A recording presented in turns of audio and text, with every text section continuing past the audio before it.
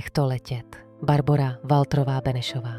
Povídka o vině, tichu a odpuštění. O ženě, která se den za dnem učí pouštět minulost, dokud nepochopí, že někdy je odpuštění jediný způsob, jak zůstat naživu. Ranní ticho. Ráno začíná šustěním papíru.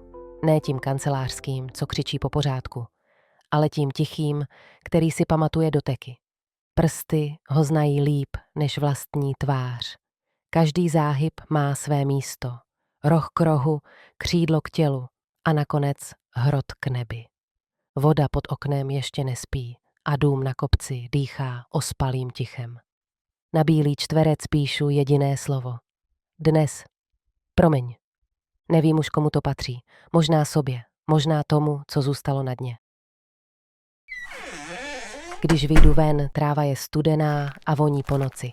Cestou k hřebeni cítím, jak se mi kamínky lepí na podrážky, jako by mě chtěli zadržet.